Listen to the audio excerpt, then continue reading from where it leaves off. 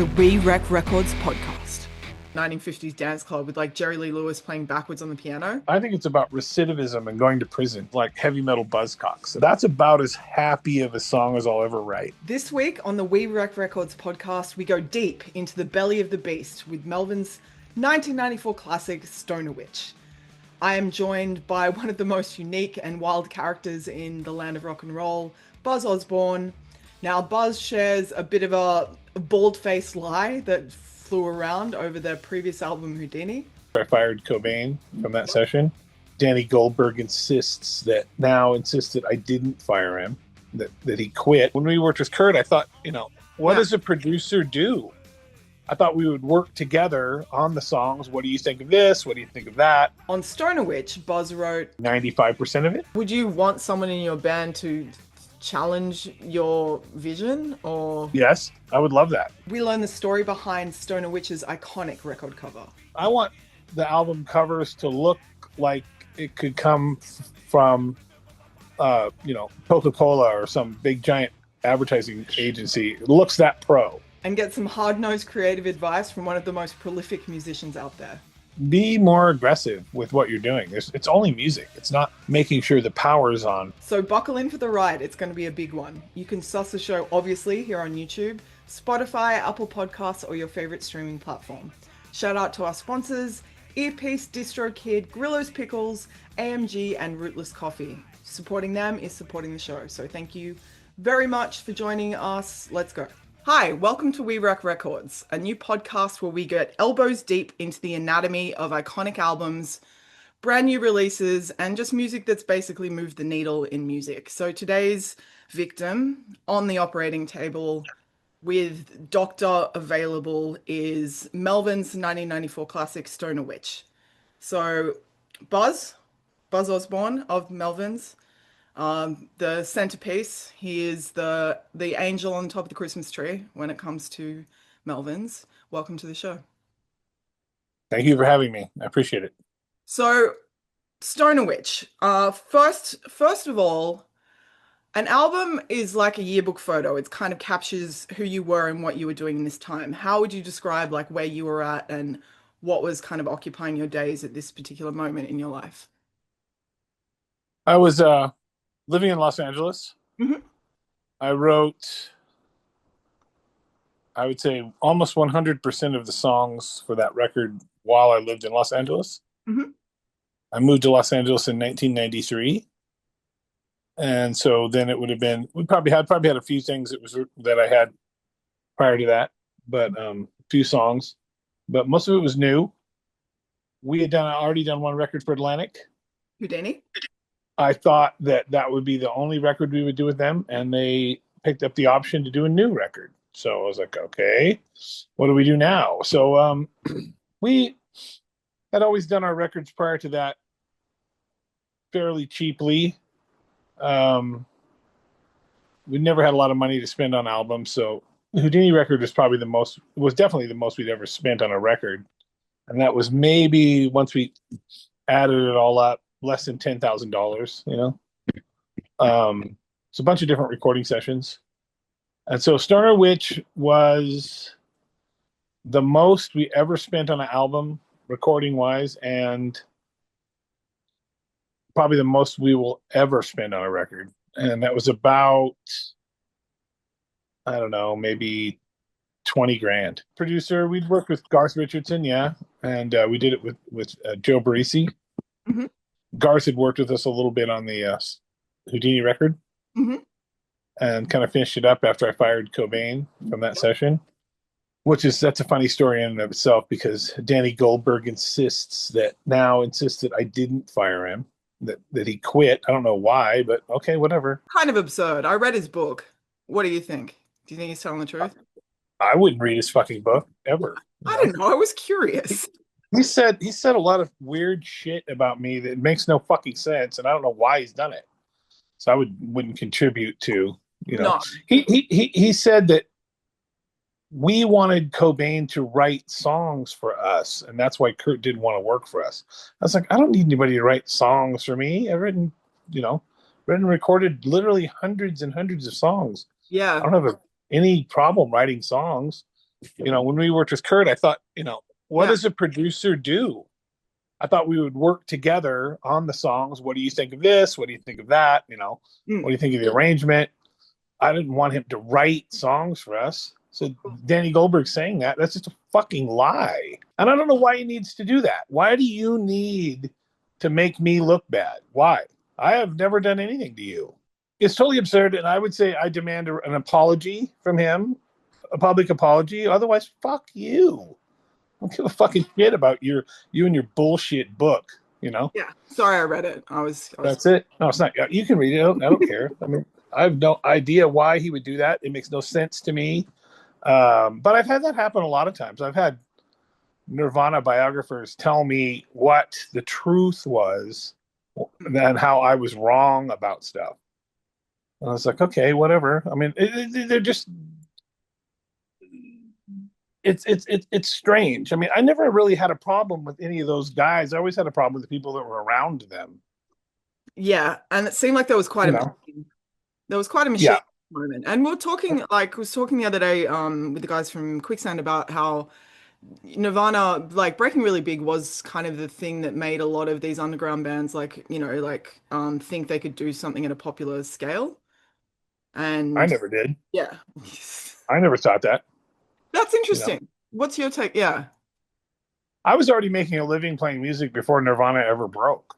Yeah, I feel like I didn't need them. I didn't need them to help me do it. And in actuality, I don't know how much good that has really ever done us. As far as like, oh yeah, push this to this next level. That's total bullshit. I mean, so we were kind of coming through all of that stuff. Cobain was dead at that point. I knew I could write songs, and somehow, despite what Danny Goldberg said, I managed to write a record called Stoner Witch. It had nothing to do with any of the people from that band. I think it's us suggesting people come and write you songs is kind of like saying that about Dolly Parton. Dolly Parton's written like 5,000 songs. Yeah. I mean, I don't think people have maybe not drawn enough analogies between the two of you, but you're both prolific songwriters and you both have high hair. And the high we both have had lots of plastic surgery. Yeah. No, you both have. No, I was going to say you've looked the same for many years, and she looks very fucking different. I love Dolly Parton. Side note. Anyway, Stoner Witch. So at this moment in your life, so I was going through all that stuff. That's loss of a friend, I suppose. Yeah, this is actually months later. Yeah, it was a big deal. It wasn't that long after it, and we just kept working. There was talk of doing a double drummer thing at that point with Dave Grohl, but it never really happened. I didn't pursue it that hard. I mean, but we've been thinking about the double drummer thing for a long time before we ever did it. So, I had all these songs. I wrote a lot of songs on tour. I wrote a lot of songs in Los Angeles. I had just gotten married. Still married, and to the same woman, believe it or not. And Mackie did the art. Excuse me? Your wife Mackie did the art. Yeah. She did the art for the album. That's the first full album she did for us. Okay. Tell us about the process, because it's called Stoner Witch. There's a bunch of swans and flowers. I would like to know how these two things Well, as you can tell from our band name, I'm not too interested in pigeonholing us along the lines of what art or a name would have you believe we sound like. I'm just not interested in that at all. With the artwork, the albums, I want the album covers to look like it could come from, Coca-Cola or some big giant advertising agency. It looks that pro. Yeah. I don't need, the Xerox looking art stuff has been done a lot, and that's fine, but I just didn't think that worked for us. Yeah. I'm not trying to look like anybody else's art. I'm not trying to sound like anybody else's band. And certainly with our band name, the closest thing I could say that we ripped off the Ramones. It's the same kind of thing. When you hear the Ramones, you don't know what that means. What kind of band sound that would be. You have no idea from their name. And I think that's kind of what we were going for with the Melvins. It doesn't pigeonhole us. you know. 100%.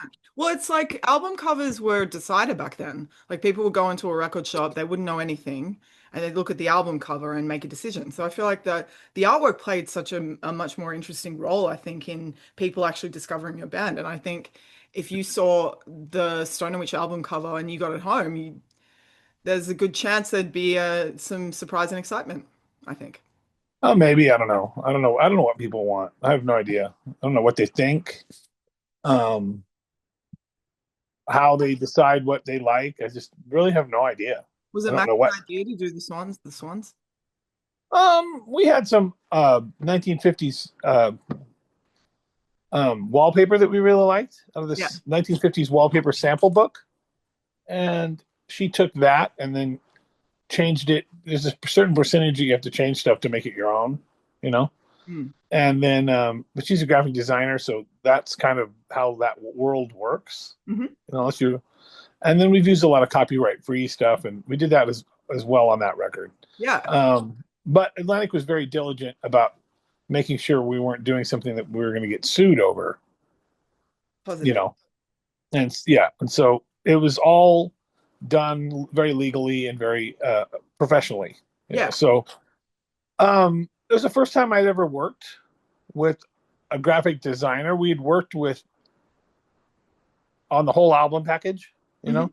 We'd worked with people like Frank Kozik before that, and then always on the album covers before, we'd worked with friends of ours, or I came up with what we were going to do on it, and then they just took a picture of it, you know. But this is the first time when I really got to understand how an album cover works. And so me and my wife have spent decades, literally decades, talking about art, talking about what works, talking about why it works, talking about photography, talking about billboards, talking about advertising, talking about, you know, everything, how the album should be laid out, how the cover should look, why it should look that way, how the consumer is going to perceive it, just on and on and on with all those kinds of things has been very important to me. And I think is something that a lot of bands don't take seriously enough, I think. I wouldn't want them to do things the way that we do, but our album covers are very worried over, especially in the last 30, you know, since then, 32 years, since I've been married, and thought about a lot. Yeah. And so she would show me stuff and still continues to this day. Here's, look at this, look at this, look at this, look at this. What do you think of this? And so we did that through that whole process. Yep. And through that whole process, I was recording and then coming home every single night with rough mixes of stuff we were doing and playing them. And because that's what you do. At least that's what I do when I make a record. I record during the day probably, and then by the evening I would make rough mixes that I take home and listen to, and then come back the next day. I don't just stop. Spend, you know, a large amount of time at home listening to what we did during that day, and then come back and change things or start doing something new, or maybe add stuff to it or whatever. But for me, I'm sort of living it 24 hours a day. Only time I'm not living it, so certainly when I'm making an album, is when I'm asleep. You know, and even then, that can have some kind of influence on it. But I was either looking at art or I was listening to the music that was going to go along with the art. Yeah, you know, 100%. Probably for about 3 weeks. This show is proudly presented by Distrokid, and we have a special deal for all the musicians out there looking to release their new music fast. Distrokid helps over 2 million musicians around the world release on all major music streaming platforms and YouTube. You keep 100% of your earnings, can access a huge range of features, and if you like this show, support this show by taking advantage of this incredible offer, 30% off your first year with DistroKid. Just head to distrokid.com/VIP/WeWreckRecords. I like Swans because there's something very tranquil about them, but they'll also like fuck you up. Like they're a violent bird. They're a beautiful violent bird. Well, anything that wants to survive in nature needs to be violent. Yeah. There's no other way to do it. You know, 100%. nature is unforgiving. It's true. So we're gonna do anatomy of the songs, which so Skweetis, I like it how the guitar goes kind of wonky. It's kind of loose and gets a bit wonky straight up. Do you listen? Were you Mhm. playing movies while you wrote this? I know that's a really Mm. random connected question, but Um, Movies have always been a big part of my life Mhm. from the time I was a little kid. Even but when I was a little kid, um, I lived in a tiny mountain town in Washington State, and you could go to the movies there for 75 cents. Yeah. And they showed by the time the movies got to that town, they were probably about 4 years old for the rest of the world, you Mhm. know. And so I saw a lot of Hammer horror movies there, and Doctor Fives, and all these kinds of movies like that, and as well as things like My Fair Lady, and just tons of movies. Dirty Harry, Planet of the Apes, Omega Man, just on and on and on movies like that in the 70s, and they played a big role in my life. And there was also a TV show. We had this little. Grew up with not much. My parents were married very young. My Mhm. dad never made much money in his entire life, and I started working when I was really young because I wanted money. And so we had one little tiny black and white television, and on Friday nights there was this thing out of Seattle that we could pick up um, called Nightmare Theater. Yeah, dope. And so then they showed like Universal Monsters movies, 1930s horror movies like Old Dark House and The Bat, and all the Frankenstein movies and vampire movies, stuff like that. And I was very excited about all that. um uh there was a vampire guy that was kind of the host of the show, and that was very cool. And so I've always had a massive interest in that sort of thing. Excuse Is that me. the one the guys from the Cramps talk about? There was this character on the rate on TV that I just read this book There about was Lex about lots of those, you yeah. know. Oh, really? Yeah. Just read this book about Lux and Poison Ivy and talking about yeah, these big larger than life characters doing the monster movie shows. I think it's funny Yeah, that I yeah. think that those were all over the country at the time. I didn't know that. I Yeah. mean, um um but yeah, I think there were horror movie hosts was a thing, as far back as I think Vampira did horror movie hosting. I'm pretty sure she did. Vampiro. Yeah, man. Vampira. But this guy was a vampire, and he did told corny jokes and stuff like that. And I really loved it. I love that stuff. And so movies were always a big deal to me, always. And Yeah. so they still are. They're a huge deal. When I'm writing music, if I'm at home, I'll have a movie on with the sound off. Yeah, You cool. know, Was and it there could be lots of movies. was there a particular stuff like relating to Stoner Witch? Was there any kind of cinematic stuff you were kind of thinking about in terms of mood? Because I suppose Um, album that does play real well all the way through. yeah, thank you. Yeah. No movie comes to mind. Off the top of my head, I was probably very in at that so long ago. What was I watching? I think I was watching. I'm always kind of watching a lot of the same movies over and over, but probably Wise Blood. I was really into Wise Blood, that movie. Um, Deliverance, stuff like that. Well, I Um, get it. There's kind of some cowboy stuff going on here. So with Queen, I like it because it feels like it has a sense of like reverence, like kind of pulling back in the frame and kind of looking up at a cathedral sort of thing. Would you say it's a love song? it's more of an imagination song, Yeah. How would you describe like like the imagining things that aren't going to happen, like I what? guess. Like Um,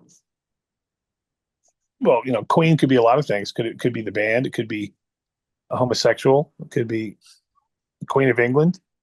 I'm not very specific about what it's about. So it could be a lot of different things. yeah. I use the word maybe in the song, so maybe it's true, maybe it isn't. You know, Maybe it's one of those things. um, the song I always thought was based around a rockabilly riff Okay. that which a lot of our stuff is, and I don't think people really pick up on that. There's Uh, 1950s rock and roll all over this album. I think so. Yeah. That song in particular, I believe, Yeah. that's one of my favorite ones on the record, I think. I really like the way we worked out the drums on that. I think the riff is really cool. And then I like how the guitar drops out Yeah. and so then the vocals become much more apparent. And It drops in that and was out. fun to record. I mean, the thing is in hindsight, I like the record, but I think it's overproduced. Okay. I would like it to. I think it would have been better off making it a little rawer. Yeah. I think so. No, Yeah, I'm listening from a different place than you. that's very true. Yeah, it's not really my place. You're listening to it from a fan perspective. If you're a fan, and I'm not. Yeah. I'm listening to it with more critical eyes. And ears. Yeah. Well, I'm listening with my eyes. That's the best way to do it, because then you miss a lot of stuff that you don't want to hear. Where's the line? Where's the line with production? Like, is that the dance? I think we made a mistake by overproducing that record. Okay. But we'd never done anything like that before. And like I said, that's only in hindsight. It's only in hindsight. What is? Do you mean like going? Because I read somewhere that you did it all in like a few takes, or like one take in one go. That's probably true, but I mean, it sounds a little overproduced to me. Yeah. Okay. I think if we were to make that record now, the whole record would sound better to me. Yeah. Well, but like I said, I'm in a bad position to talk about that. I'm in a bad position to do it. I mean, I wasn't trying to write hit songs. No. Or anything like that. I liked the production. I liked how we did it at the time. It was different than anything we'd ever done. We had a good time doing it. It was fun. But I don't think I would ever do that again. Not like that. I feel like the open like Skweetis, it kind of feels like a blender. The what now? I feel like Skweetis kind of sounds like a blender. Like there's all these things kind of rolling through, which I like. But you do that. Yeah. You know how to toss like a musical salad. That's a strange guitar trick I was doing. You play that, like you jam your palm of your hand down on the strings. What was the kind of process like for everyone, like the human process of making this? So it was, you did it only over a few weeks, did you say? Or yeah, maybe 2.5, 3 weeks. What was the process like? Was it enjoyable? Do you fight a lot? Like, do you kind of set the scene and they kind of fall in? Like, how does it work? We didn't fight about anything. That's pretty good. We had all these songs, most of which were written by me. Some parts of songs were written by Mark, but not a tremendous amount. I mean, I wrote, probably 95% of it, probably. And maybe 90% at least. That's not uncommon for our records. But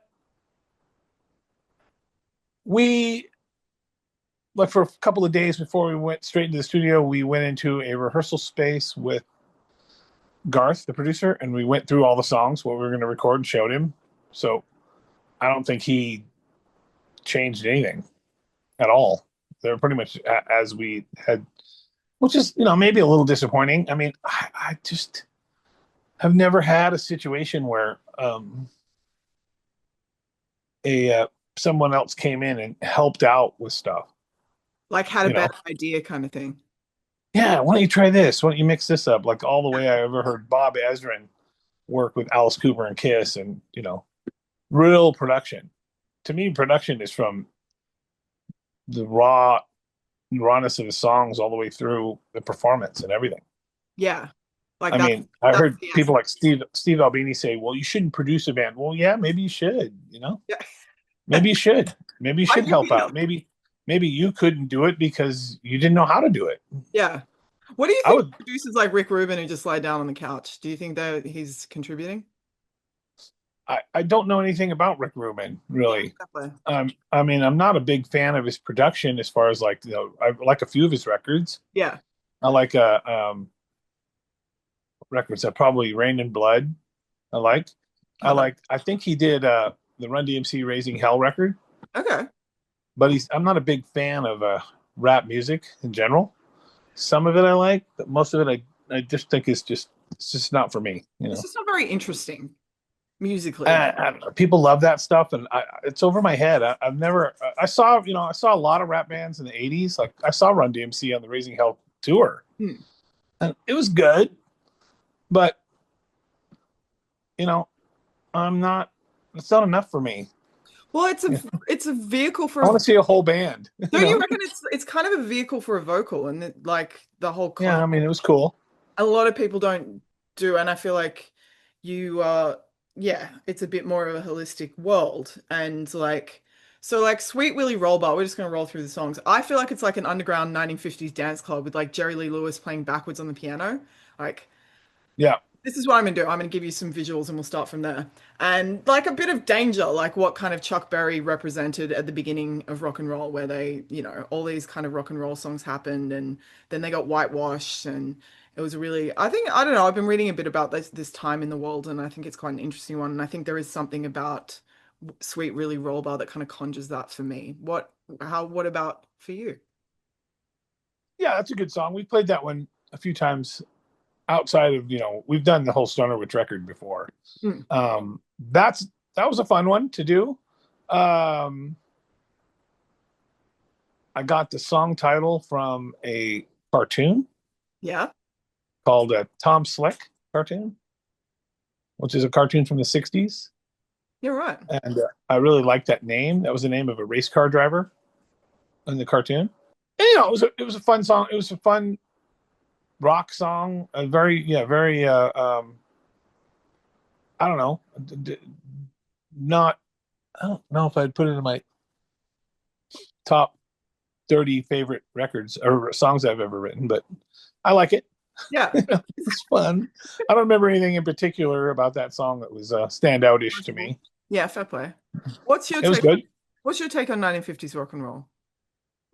Well, I like some of it. What's your era? So you're more a Jerry Lee Lewis guy? I like Jerry Lee Lewis. I like Eddie Cochran. Yeah. Stuff like that. Some Little Richard. Yeah. But I don't know how much Little Richard made that much difference. I think somebody like Chuck Berry is probably more important to rock and roll in general than Little Richard was. But I like Little Richard. I like all that stuff. I mean, I like the weirder the better. And I love Elvis. A lot of people hate Elvis. It's like, how can you hate Elvis? It was a vibe. Elvis is fucking great. I mean, Yeah. it's just, if you hate Elvis, you just don't like rock music. This month's episodes of We Rec Records are brought to you by Earpeace, the high-fidelity earplug brand designed to enhance your experience of live music. Their lightweight, triple-patented design basically conforms to the natural shape of your ear canal, which is awesome. And it's the closest thing to custom-molded without the price tag or the chronic fear that you're going to lose them. Your future self who wants to listen to live music when you're old will thank you. For 15% off your next pair of earplugs, head to earpeace.com/pages/WWR podcast. We'll put the link in the description. Definitely suss it out. Yeah, in terms of like what it did to the world and what you kind of did to it, I mean, I feel like you do kind of honor it, but then warp it. And I think that's one of the great things about Melvins is you. That's what they did too, Yeah, that's a good point. Yeah, I suppose it's nothing is. I want to say nothing's truly original, but the way you mess with it, it's original. Like you gotta give it. I mean, nothing is born in a vacuum. Nothing. No. I mean, musical talent, talent in general, it's laid across everybody. It's laid across all races, all all levels of society. Rich people aren't more talented than poor people. It doesn't work that way. It's like somebody can sing that has millions of dollars or somebody can sing that has no money. 100%. Why? I don't know. Why are, some people are really good at stuff and some people aren't. I don't know why that is. Well, I mean, it's probably effort. I think, like, what would you say to someone creative who doesn't want to die with their song inside them? You've done so much execution in terms of actually taking an idea and all the way. And I saw the Bowie exhibit, and but before he died, he toured it before anyone knew he was sick, which I thought was really fucking cool. And you kind of went there, and I feel like the same. Like, you've got such a catalog that you go there and you're like, they took every idea they had all the way, and that is something. Yeah. so many people die with the song they were meant to write inside them, sort of thing. So how do you go from no stimuli to execution? And has it been How do I consistent go from what? from like no stimuli to execution? Oh, How do you get it all out? I sit in my room and I wait for stuff to happen. Yeah? But the only way I can do that is to just play, just work on stuff, and with the understanding that 99% of what you're writing is not going to be any good. Yeah. That's just how it is. What do they say? Writing's rewriting. Every first draft is gone. Yeah. Although Yeah. I don't know whether that applies to music. I think first drafts of music can be not garbage, but I think writing like words is often garbage, the first draft. It How can be how much do you edit? Like when something comes through your head in terms of lyrics and stuff, do you read it back and a, read it back and change it, or like how a does shitload, yeah, like you a keep it massive amount. in your head and then you go take that part Yeah. out and line it up to the music sort of thing? Um, I'd be interested. Yeah. I'd say in the last 20 years, the lyrics come first. Okay. You know, 25 years maybe. I used to solely write lyrics along with music I had written. Like on this one, like Stoner Witch? Um, I would say 80% of it is the music came first, Interesting. and then I wrote the lyrics to fit with the music. And I Mhm. think now I write lots and lots of stuff, most of which doesn't make it onto a record. But Hmm. that's part of the process. I think list making is probably one of my fetishes. Yeah.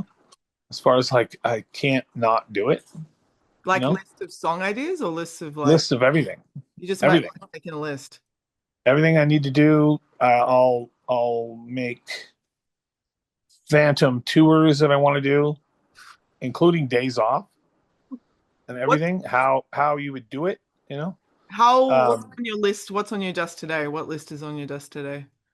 Well, I played a golf tournament this morning, so it was all golf stuff. Yeah. You know, I made a list last night about what I wanted to practice this morning before I played the tournament. Okay. Do And you that's have what I did. times like when you say you just sit there and wait for stuff to come, do you like because there's that Stephen Pressfield War of Art, the resistance thing, you just like and a bunch of writers are like, I write when inspiration strikes, it just happens to strike at 9 o'clock every day when I fucking sit down in front of my desk. I've never had that happen. Okay. Never. I mean, So it's absurd.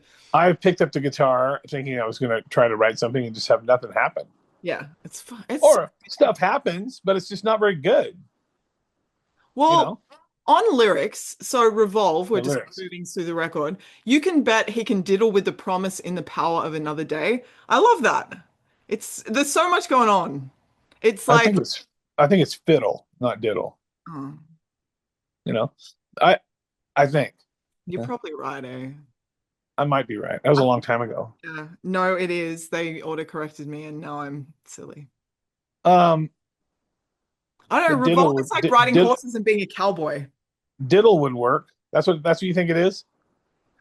Dude, you're probably the authority on I this. think it's about recidivism and going to prison. Really? That's Okay. what I think. You know, You can, that's what I think, but not completely. But that was the main objective. The first lyric is freedom. yeah. So There's there you go. There's something, when is whispering right on a song? Because you kind of whisper, like you, Oh, I don't know. yeah.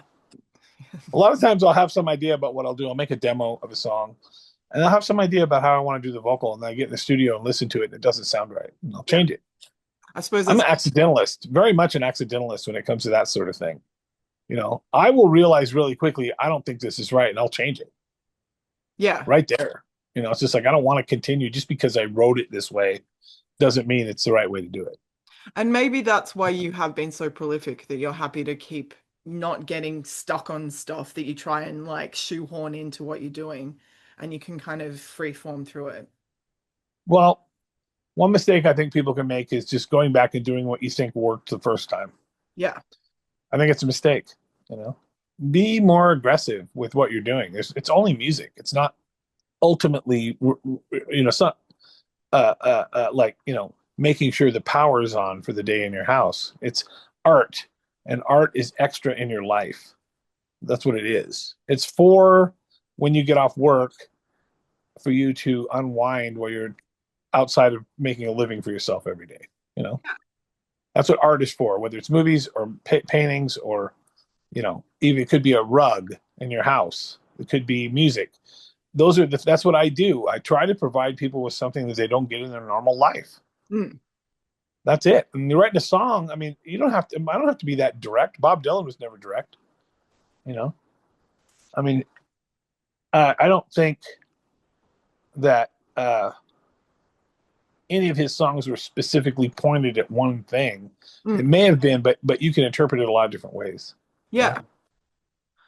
So I guess, what about like the overall, when you think of the guitars like on Stoner Witch, how do you, how do you kind of conceive there's a lot of different color and movement on every song. Like you're not approaching it the exact same way.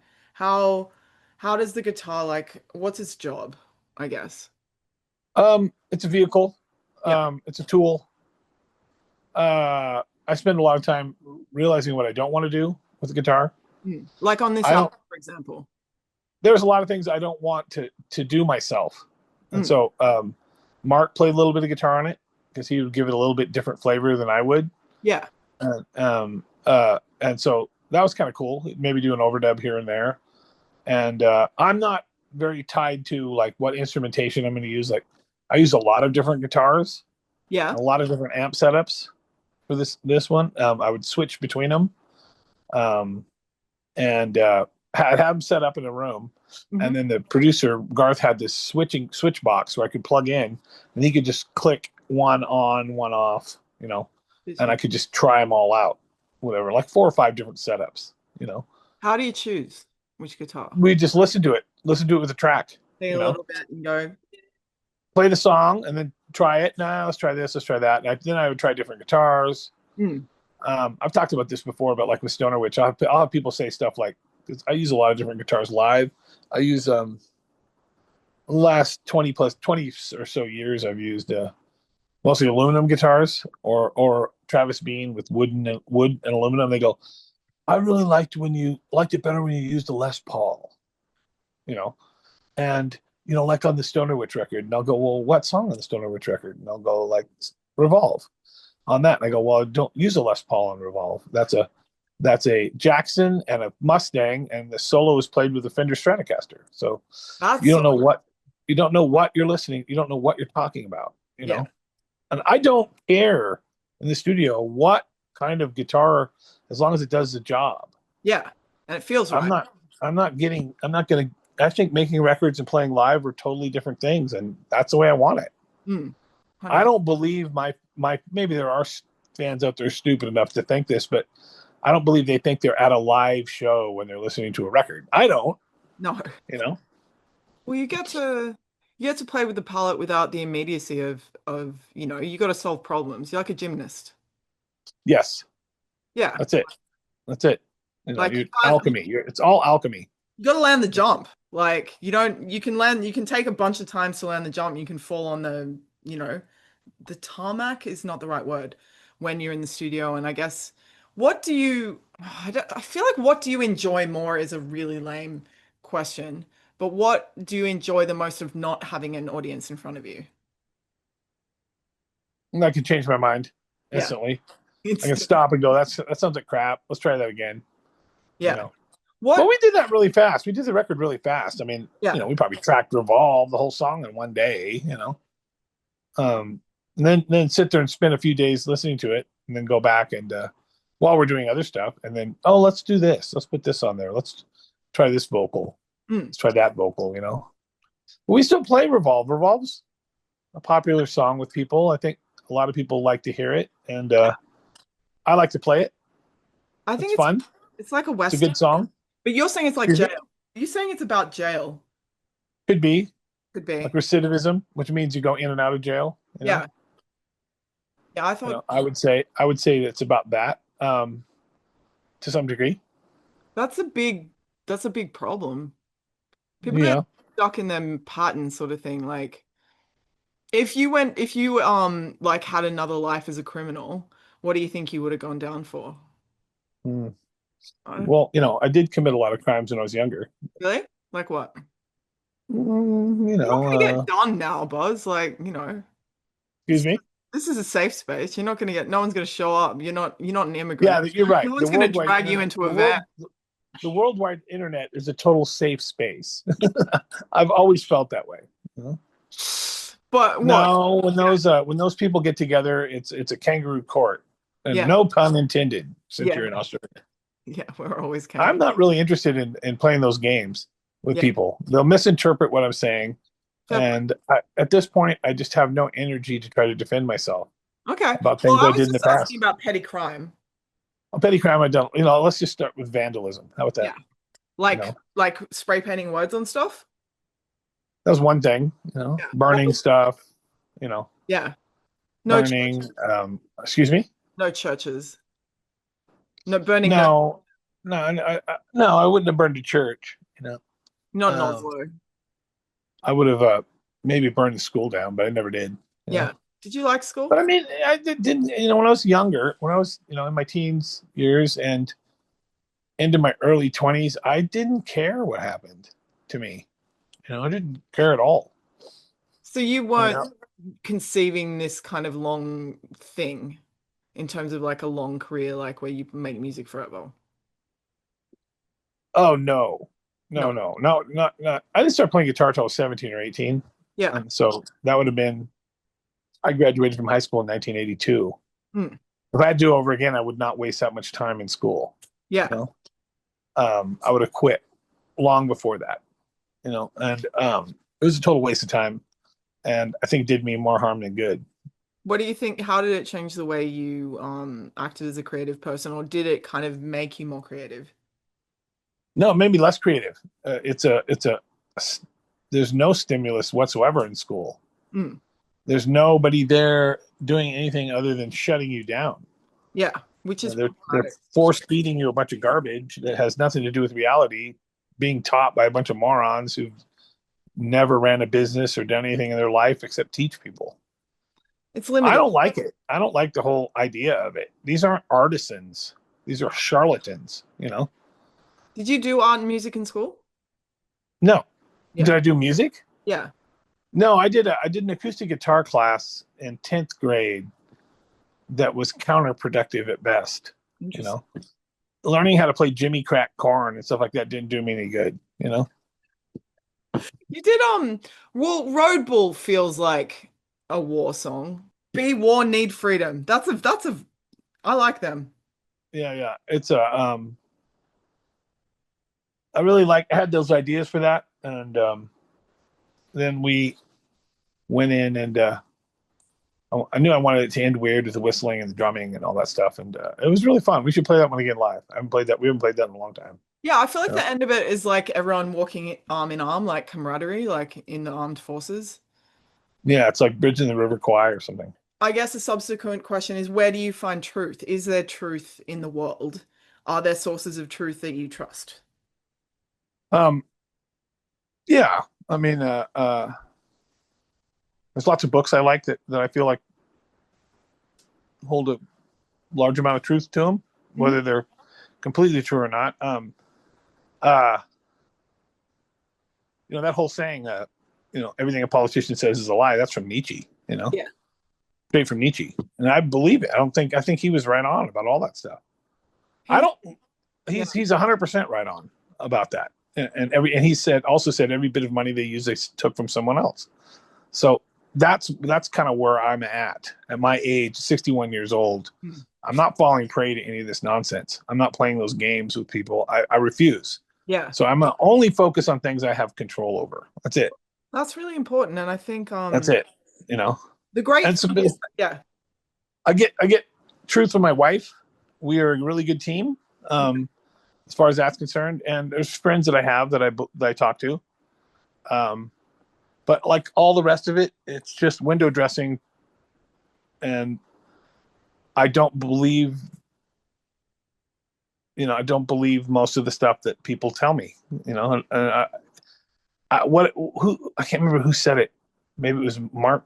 Was it Mark Twain? I'm not sure. It said, um, um, "Believe nothing that you read and half of what you see." This show is presented by Grillo's Pickles. Grillo's Pickles make the freshest, crunchiest, most delicious pickles. And even if you're not a pickle fan, you should try Grillo's today.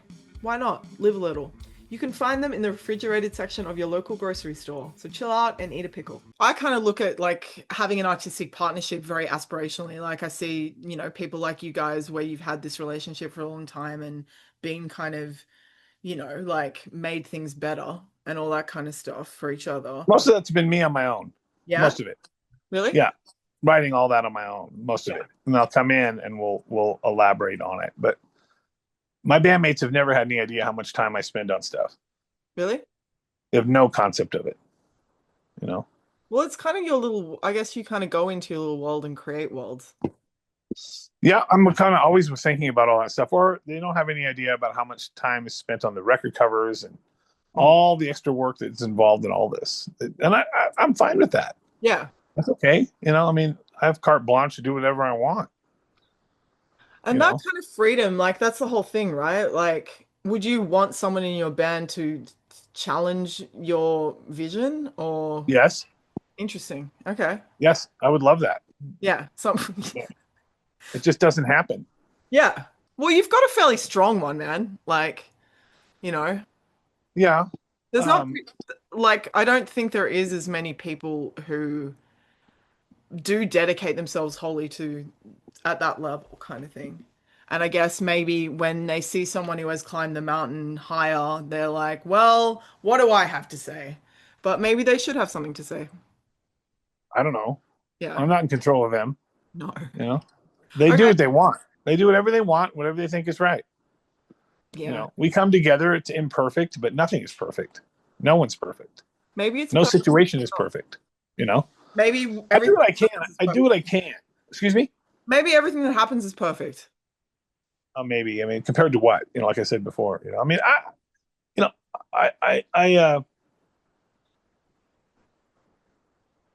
I like writing music. I like playing music. I like recording music. I like being in a band. It's a weird way to make a living. Yeah, but this is all I ever wanted to do. Yeah. And so I'm fine with that. The Stoner Witch record was one step along the way of all of that. 100%.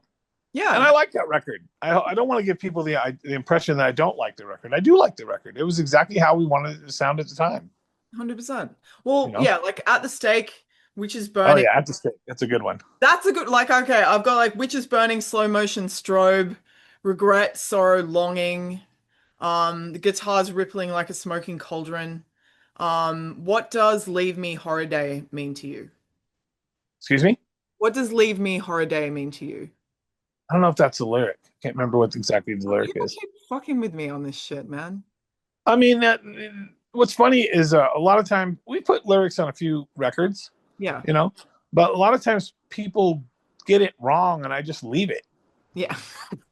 And then sometimes I'll realize after playing a song for a while that I don't like that lyric and I'll just change it. Like I think Honey Bucket, I think I've changed the lyrics about 100 times on that song. That's awesome. That's not the way it is on the record. I change them all the time. And I think music is fluid. I'm not married to any of that stuff.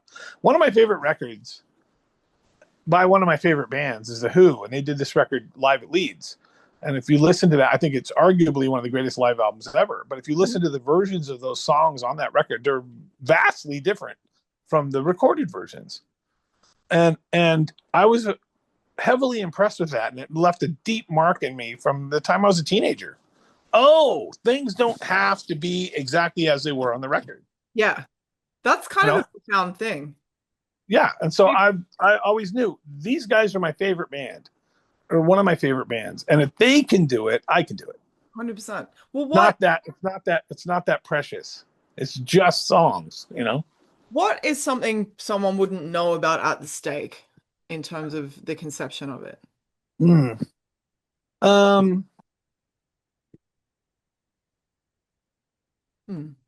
think you take it too literally sometimes. Oh, people do? I think so. Yeah. You know, um, you could say at the stake means somebody's getting burned at the stake, but I think actually I was thinking more along the lines of my ideas are getting burned at the stake. You know, doesn't have to be a person, Yeah. or my life is getting burned at the stake, but without killing me. It's just ideas and things that are going on.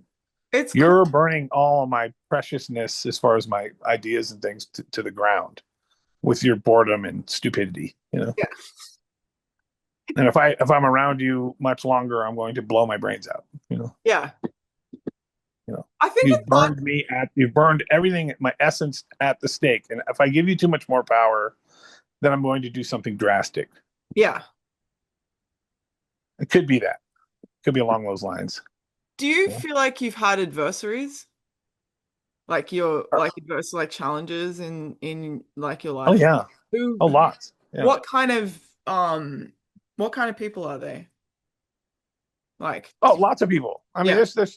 I feel like with like, let's say we have a super fan of our band that likes us for 20 years. So eventually, one thing I know is they'll stop liking us because that's how it works. They will. They'll find something. They'll find something about us they don't like, and they'll move on. I expect that. Mm. You know, I used to bother me a lot more than it does now, and I'll just go, you're a super fan, telling me what I should be doing. Look at my watch. Yep, it's about that time when you should be checking out. Yeah, but You by know, now. you'll walk away. I won't have to do a thing. I won't have to say a thing. You'll just check out and be gone, and I'll move on and talk to all kinds of new people that aren't like you. Some of your fans Excuse me? weren't born yet. Some of your fans, like a lot of Yes, of course. I when get that. and it's like, but I think you like to an unusual degree have retained people by and in an interesting way by continuing to change. Not Yeah, some of people them, like not Slayer. all of them. People like Slayer because they just keep being Slayer. I guess you Well, keep. I like some of Slayer stuff. You know? Yeah, yeah, But it's fairly you can fit most of their musical sensibilities in a medium-sized matchbox, you know, yeah, man. In a pretty medium. much. You know? Oh, that's solid. That's okay. It's okay. That's what they do. I mean, Slayer, okay, you know, Rain and Blood, to me, it's a great record. I don't have to go any further than that. There's probably a few songs of some of their other records I could like, but it kind yeah, of just began and ended for me on that. I mean, Angel of Death to me is, I'll never tire of that song, it's you it's know. you only get to like a lot of. I mean, it's not about value. Um, in a lot of ways, like in terms of like some people build their whole career around writing one or two songs, and Good for them. and that was enough, you know? Yeah, it's fine. It's fine. Do you think that kind of creates a peak and dip in a way that building a Yeah. yeah, I always go, why are you afraid to do something else? Well, they are afraid. They're afraid 100%. it's not going to work. Well, what does not work mean? You know, I mean, I've literally had people talk to us like, don't you get sick of playing these live, the same live venues and, like alluding to the fact that we're not playing arenas. Yeah. It's just like, it never occurred to me that my musical worth was based on whether I was playing in a place that was designed for hockey or not, that never occurred to me. It wasn't the bands that I liked. Yeah, man. Always places. There's lots of bands that I love a band like Los Lobos. They don't play arenas. They just have a musical career for a long time. Is that wrong?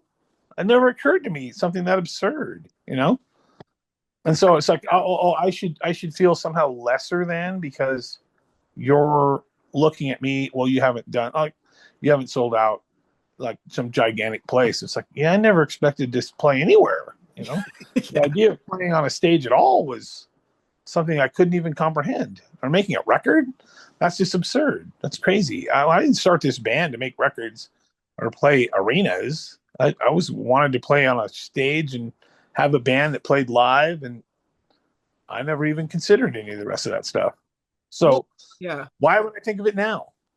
And what do I think of bands that play arenas? Well, mostly I don't like arenas. I hate arena shows, dude. I'll play those shows, but if I had my druthers, Yeah. I would only ever play a venue that I would want to go to as a fan.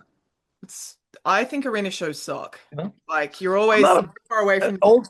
and yeah. Yeah, the older I get, the less tolerance I have for it. Yeah. You know.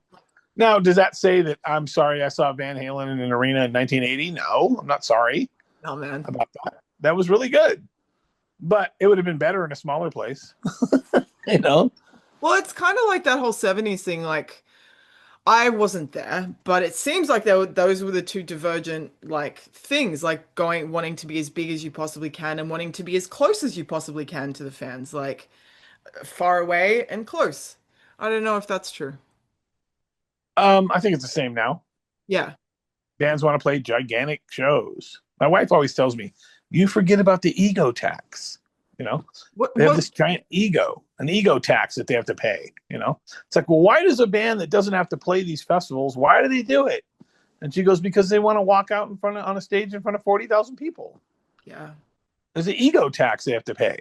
I was like, that kind of stuff never occurs to me, and I always have to say thank you for reminding me of that. Oh yeah, I forgot about that X factor. You Yeah. know? What do you think the relationship is between ego and creativity? Because there's a lot of people that think ego isn't essential to creativity, and then there's another school of thought that says it completely stops it. I don't know. I don't know. I think you need to be sure of yourself, and have, Mm. like a lot of um, just a lot of drive towards thinking you're right. Mm. I don't know what people are going to like. I have no idea Yeah, man. what people like. Mostly, most people in the world elevate fools to this level that I can't believe. I don't understand what they're seeing in a lot of this stuff. And that's in every area, not just music. I don't get it. And so then I have to remember that, that I'm just trying to make music that I like, that I'm figuring that there'll be other people that like it. Yeah. I don't know how many. It won't be millions, but it will be enough. Yeah. And I've stuck by that for years and years and years. And I have to make sure that I stick to that. It's like I am making music, not perversely, I'm going to do this because I think it's cool. No, I make music that I would like as a fan. What would I like a band like us to do? Yeah. You know? And that's a cool And attitude. and so then I set out to do that. That's Mm. what I want to do. What would I like to see a band like us play in a live show? What would I like? Mm. And then and try to figure out what that is. And then it works. It's given me a living. That idea has given me a living for a long time. And it's very true and very honest. And we don't fit in with any genre or No, man. any of that kind of stuff. It's I Melvin. don't think about joining in on anything, but it's not perverse. I'm not perversely trying to, I'm just going to do this over here in my own little corner. I'm not trying to do that. I think millions of people should like our band. They just don't, But that's okay. Like Stoner Witch is still regarded like I read something on Reddit that's like unpopular take Stoner Witch is the best Melvins album, and then all these people are like, no man, it's my favorite Melvins album. And I always think it's funny, like when you've got so much to choose from, which one they kind of gravitate towards. Yeah, Yeah, that's fine. I'm glad they like it. yeah, man. You know, It's I'm good. glad they like it. I'm not sorry that's the case. I'm not going to tell someone they're wrong, And whenever I talk about, like, give it a critique, I always say, this is just me saying this. It's not what I think you should think. You can think whatever you want. That's the beauty of it. Go ahead. I like I the will give you the visual. freedom to do whatever you'd like. As long as you're not hurting someone, I don't care what you do. I really don't. I love the visual of like on what you've just said, like a million buzzers, like listening to at the band, like Oh if you're boy. thinking about what Buzz was singing, I'm suddenly like imagining it's club full of like a bunch of you, and I wonder No, if they'd like it. I wonder if they'd all like it, or whether they'd split into different personalities, and I like wouldn't like it.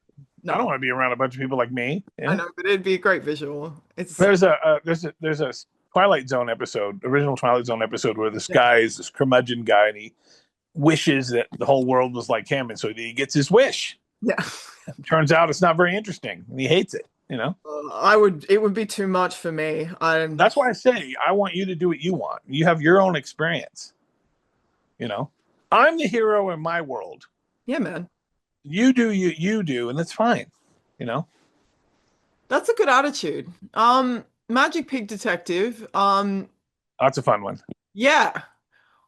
Why? Yeah. Especially the beginning. I really love the Yeah. noise thing he does at the beginning. I It's love it. it's absurd. Just Yeah. yeah, if you haven't heard it, yeah, it kicks in at 4 minutes. Yeah, Well, I love that. I love that whole thing, and the song part, the music part, like with the drums and everything. That was me writing a song that was like heavy metal buzzcocks. That's what I was thinking at the time. break free from boring with Rootless coffee. You can get small batch roasts like a damn fine cup of coffee or no X and espresso. As you can see, the bags are designed by absolutely killer multimedia artists, which is dope. So, if you want a one-off order or a coffee subscription, head to rootlesscoffee.com and use the code NEWCOFFEE20 for 20% off your first order. What was the response like in the band when you first played that idea? Well, I had the song, and then I go, Yeah. I think we should put a big intro on it, like some kind of noise thing, and have the song come in. Yeah, And that's what we did. but it You went know? for 4 minutes. Yeah, I probably should have went for 10 minutes. You know, I really like that kind of stuff. I really like it. Interesting. I'm a big fan of Throbbing Gristle Yeah, me and too. noise stuff. You know, I love things like the Pink Floyd song Echoes, you know, especially the live at Pompeii version. Mhm. It's really fucking great. I will never tire of that kind of thing. The middle part of Whole Lot of Love, Led Zeppelin, I think is unbelievably cool.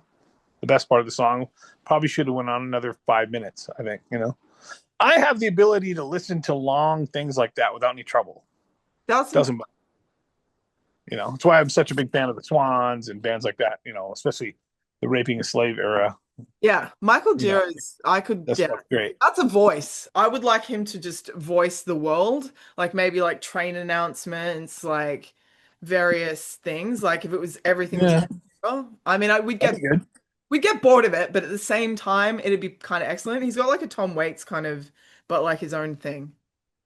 I'm a very big fan of Tom Waits. You know, He's pretty great. I love the Blue Valentine record. That's my favorite. You know, Okay. and I was thinking about that a lot.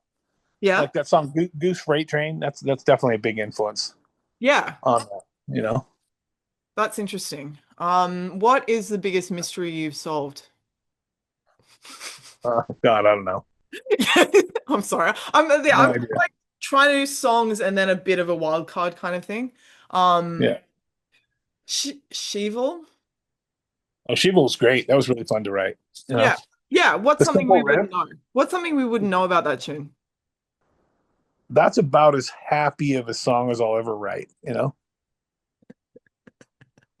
It's I would sunny. say Well, the lyrics are very, very positive lyrics. They're very, very positive. The first lyric is "It's nice." It's nice. You know, to that's the take a first. narrow man and hold in a heaven. Maybe that's what the lyric is. But Well, the it's first like lyric, the first part is "It's doesn't. nice." Yeah. It starts right there. You know, it's not about anything. It's about happy stuff. You know. Are you a happy person? Yeah, mostly. You know, Yeah. I mean, I'm not unhappy at all. I mean, I'm a vigorous life liver. You know, Yeah. I like all kinds of things, um, books and movies and sports, playing golf. I don't like people that play sports, but I like playing sports. You know, Well, I guess the essence of your approach to life is you're not a spectator. sometimes I like going to a baseball game here and there. You know, Yeah. it's fun. But no, I'm more of a doer. You Yeah, know, and like an absorber, maybe you're more absorbent and you get to wring out the sponge and something comes out rather than just being a eh. well, when I was a kid, books were a big deal for me, so it was a big escape. Hmm. You know, think people like Jack London and stuff like that. You know, Edgar Rice Burroughs. I've been into Burroughs since I was a little kid. Edgar Rice Burroughs. Wait, that's not his real name. And I'm done. That's another writer who wrote Tarzan. Thank you. I was like, have I like missed something? Is that his first Yeah, name? But do you think you need to that always fucks with people when you tell them that. You know. But yeah, But I love Burroughs too. I love yeah. William Burroughs is a great deal. I mean, that's a big deal for me, and Bukowski and Hmm. a lot of the beat writers and a whole lot of other people, Do you think you need to be a good reader, or like an avid reader, to be a good lyricist? I think you need to be a good reader to be a good person Okay, that's a big because it admission. makes you, and I'm not talking about books on tape. I mean, sitting down and reading a book. Mm, It's like a meditation. Sit down and read for 2 hours, you know, that's a vibe. Yeah, just sit down and read for 2 hours. Anything, not the internet, a book, the physical. get a Uh, book, sit there and read it. It's like you're hypnotizing yourself, you know, do you know I'm what's a messed up? bookworm. Yeah, well, do you Excuse know me. what's messed up? That most people in the world, that would literally be the most challenging thing for them to do in the history of their lives, like because of what's happened to people's brains and their attention spans. Like And that, maybe, I don't know. what you've just said is like would be wildly challenging for an enormous proportion of the world. And that's sad. Yeah. Yeah. I mean, I don't know what people think. I don't know that many bookworms, really. Some, Yeah. a few, but I love books. Yeah. I've always loved books. One time I did an interview with Phantomos where the interviewer said, "What's your favorite book?" And I sat there and thought about it for a long time, sitting there thinking about it and thinking about it. I couldn't narrow it down, but they edited it like I couldn't think of any book. And I was like, "You fucking assholes. That's not what I was saying at all. How do I narrow it down to one book? You know, It's well, what's your favorite book?" It's like, I don't know. I don't even know where to begin. How do you decide that? You know, yeah. Someone asked me what my I favorite can do that with a movie. what Excuse me. oh, you could do movie? Because I can do that. Treasure Sierra Madre is my favorite movie. what? The Treasure of the Sierra Madre is my favorite movie. So that's where we should start if we were gonna. I would. I think it's the best movie ever made. Okay, so if an alien arrived, that's where they should start. I'd show them that and Holy Mountain and Lawrence of Arabia and Wise Blood and Deliverance and Taxi Driver and maybe Midnight Cowboy thrown in, and then I'd show them Bob Fosse's All That Jazz. And go, here's a good cross section of what I think is good in the world. So, Do you think it's and because then at the end of that, rewatch Holy Mountain. Holy Mountain I've had a psychedelic experience with, and I was a bit overwhelmed, to be honest. It was a Yeah. lot. It was a A lot. lot, a lot to take in. It's. I think that is one of the most hilarious movies ever made. It's absurd. It's It's truly fucking hilarious. I yeah. laughed my ass off through the whole movie. Always have from the first time I saw it. And then you can watch Female Trouble by John Waters, and then watch The Passion by Mel Gibson, which I think is the greatest art movie ever made. That is moderately absurd. It's a moderately Yeah. absurd claim, but I was just like thinking like, is it the reason why? Watch it with that in mind. Okay, it's an art movie. Huh? Mel Gibson's I don't know. He's troubling, but art and artist. Whatever he's done, that movie is really fucking great. This show is also proudly presented by Audio Media Grading. AMG authenticate, grade, and preserve your precious music collectibles. Each item comes in a museum grade, UV protected acrylic case with a serial numbered hologram, which is pretty dope. So if you have a precious music collectible, head to audiomediagrading.com, use the code New Noise, and get 10% off your first order. Do you think like with movies, being able to pick movies is because movies have a consistent effect on you, and maybe books are right for a certain mood and right for a certain chapter, and they kind of hit different if you read them at different times, whereas films are more consistent? Oh, Mm, I don't know. films take less time than a book. Yeah. So you can remember them better. I do a pretty good job of remembering books, but I've reread books. Some books I've reread hundreds of times. Yeah, me You too. know, um, uh, I can't stop reading some books. Some Cormac McCarthy stuff is like that. Yeah. Reread 10 or 11 times. Blood Meridian. Oh, There's yeah. a happy book. So I love Blood Meridian. I just reread that. I just reread that book on the tour we just did with Blackie. yeah, awesome. Hard on. I was reading Blood Meridian on most of the tour. I haven't. I don't know it, but I'm open to it. I'm open. I like hearing other people's new books or old I books. really like that. I really like Cormac McCarthy. I think he's great, really great. And it was, you know. Well, it's like you want to go back to that world and hang out with those characters. It's like the album, and I think, there's. It's why people get real hung up on albums. Like people have been hung up on Stoner Witch in some ways, and for a lot of people, I think it reminds you of being the person you were at the time you first heard it. And that has a big Yeah. impact. And I think that's why people get all psycho when like when, I don't know, I don't know what I thought of Judas Priest. I could be wrong. But like when Judas Priest went a bit, woo, like I feel like people, because I had such a relationship with Priest the way it was, that maybe they got mad because it like affected their sense of self. I'm sorry, we're going on for ages. We have. Oh, I don't know. I think Unleashed in the East is the Judas Priest record. Unleashed in the East is the greatest heavy metal record ever made. It's a big I call. think, you know, It's a big I call. love that record. But like Cormac McCarthy, really quick. I would never want. I'm glad I never met anybody, any of the characters in the book Blood Meridian. I would never want to.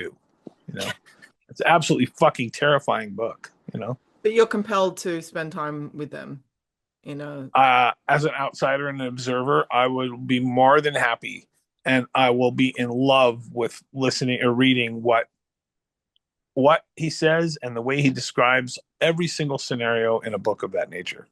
Interesting. Because it is, to me, it reinvigorates my reasons for living. You know, That's pretty cool. somebody can eloquently describe the most vicious things you could possibly think of in a way that does nothing. It doesn't turn me off. It turns me on. Mm, You know, I want more of it. it's interesting. You know, Just a heads up, I'm gonna make a list from yeah. this with recommended rating and music because Oh yeah, could go on and on. it Yeah. needs a list. It's It's fair. Yeah. some things need a list. Junebug has urgency. Junebug. I play bass on that one. Yeah? Yeah, Yeah. Mark plays guitar. How Yeah. come? I thought I played the bass better. He came up with a good guitar line. You know. It's all worked out. Yeah. I'm not afraid of that. If somebody comes in and can do a better part than me, great. Yeah. It's all for the better. You know? We can do the other part. Yeah, They that's still fine. they still need you on the thing. How important are atmospherics and mood? It depends on the song, Yeah. you know. Um, what's the last song on the record? I can't remember the name of it. Lividity. Huh? Lividity. Lividity. Yeah, I did lyrics on that one. I did them while I was marching around in the studio around a microphone.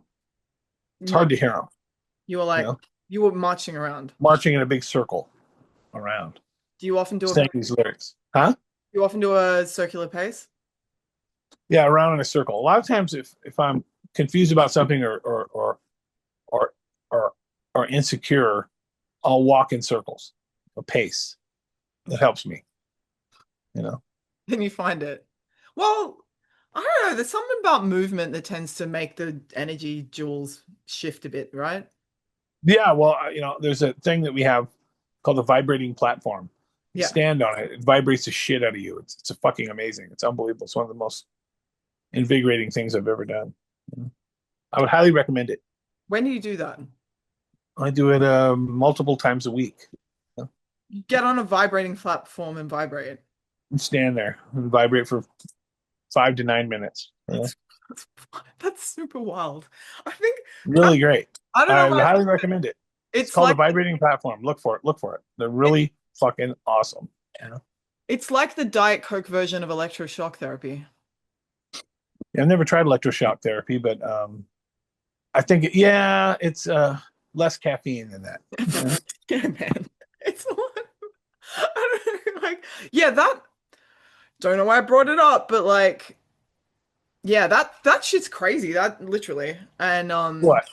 electroshock. Like I haven't had it, but I'm like, imagine having giant chunks of your memory blown away in one go, like with electricity. Yeah, I mean, I think it's worked for some people. I don't. I would never begin to understand the No, intricacies of the human brain. no. But we're all electric. We're all electricity. It's what we are, and our electricity runs through water at all times without short circuiting itself. So how does that work? That's pretty deep, dude. How does that work? So all this hard wiring that we're doing, we're going in the wrong direction. We need to be more like electric eels.